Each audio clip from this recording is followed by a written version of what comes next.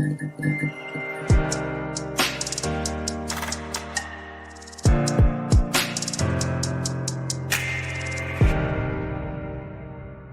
عرض میکنم خدمت دوستان خوبم. ممنون که همراه همیشگی ما هستین.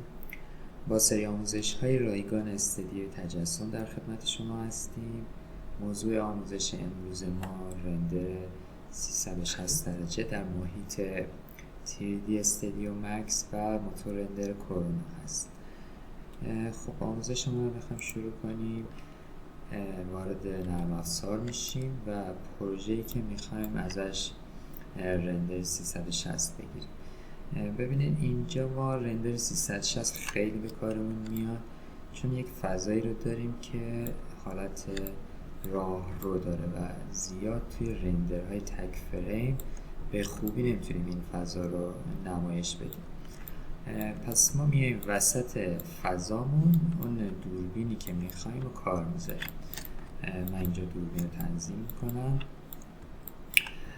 از این قسمت من یه دوربین کار میذارم، بعد اینجا تنظیمات دوربین ما میاد و در قسمت پروژکشن بی آر اینجاست که ما باید تنظیمات اون رندر 360 درجه رو اعمال کنیم که میذاریمش رو اسپیکال 360. وقتی اینو فعال میکنیم دوربین ما به این شکل در میاد. حالا وارد دوربینمون میشیم و یه تست میگیریم ببینیم چجوری میشه. حالا من اینجا قبلا یک تست گرفتم، دوباره یک تست میگیریم ببینیم. خب همونطور که مشاهده میکنین رندر که ما اینجا داریم به صورت یک کره است که باز شد و همین نوع ما میبریم توی یک نرم افزاری تا به ما ارائه 360 رو بده. خب من اینو براتون از قبل رندر گرفتم که وقتمون رو سیف کنیم. نرم افزاری که باهاش این تصاویر رو میتونیم نمایش بدیم یک نرم افزاری به اسم SView که میذارمش توی سایت، میتونیم دانلود کنیم. این ساده ترین نرم افزار برای ارائه تصاویر 360، یعنی هیچ چیز خاصی نداره، فقط شما تصویرتون رو باز میکنین، خیلی ساده، و اونو میتونین داخل این نرم افزار به صورت 360 ببینید. یه نکته هم که قبل از این که رندر بگیرین بهتون بگم، سایز رندراتون حتما برای این